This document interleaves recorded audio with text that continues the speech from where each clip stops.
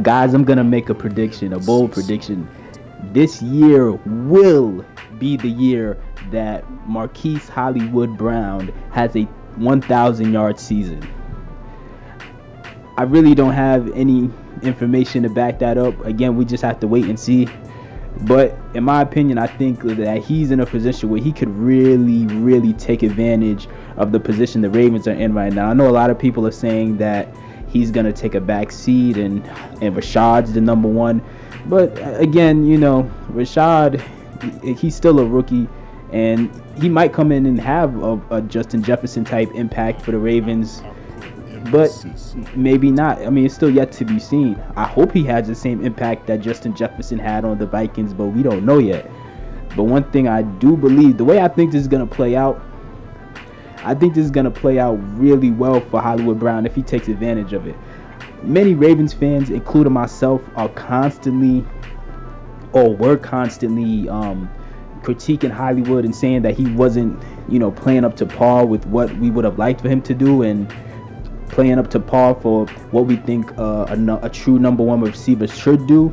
But this year, he might be in an even better position than he's ever been. Because, I mean, look, most defenses when they guard the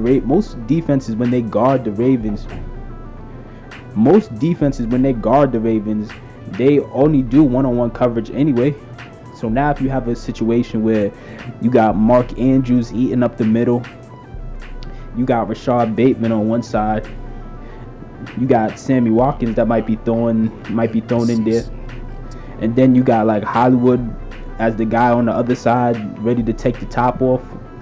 Yeah, you talking about a situation where Hollywood possibly could really have a breakout season, especially if he keeps working out and working hard, which I think he is.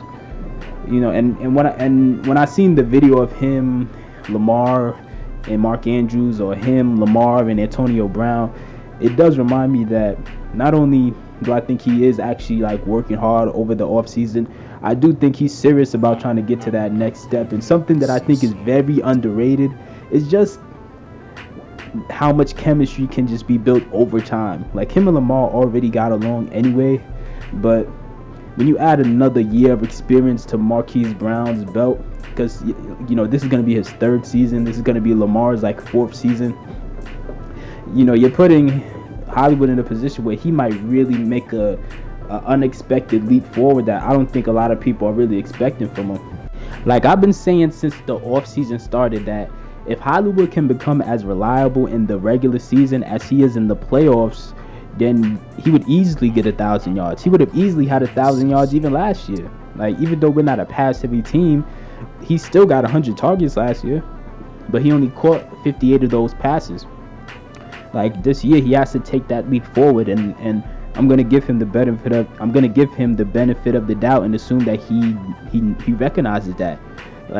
Out of 100 targets, you need to be catching 70 to 75 of those passes to be taken seriously, so people can look at you as a possible number one receiver or an elite number two receiver.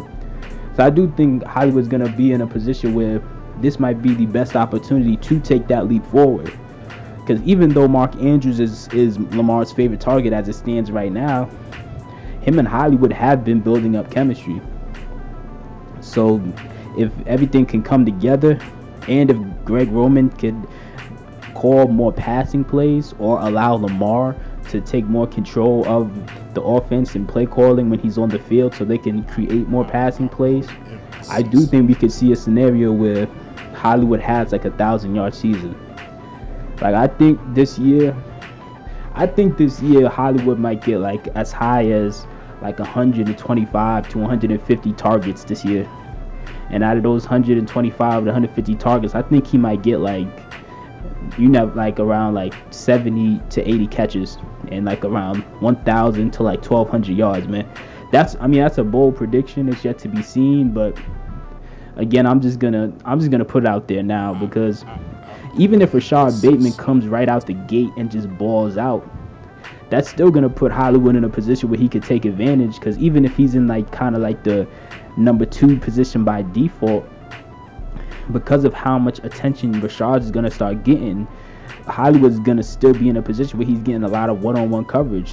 And that should be his main priority this offseason, is preparing himself to take full advantage of the one-on-one coverage when it comes, because most likely when the season starts, you're still going to have a lot of teams that when they play us, their defenses are still going to have a lot of either one-on-one coverage, or they're going to start doubling up on Rashad Bateman if he comes right out the gate and balls out. What do you guys think? Do you guys think this year is going to be the year Hollywood breaks out? Do you guys think he's going to have a terrible year? Do you guys think he's going to have an average to mediocre year? Let me know what you think. What are your expectations for Hollywood are this upcoming season? Make sure you guys hit the like button and subscribe.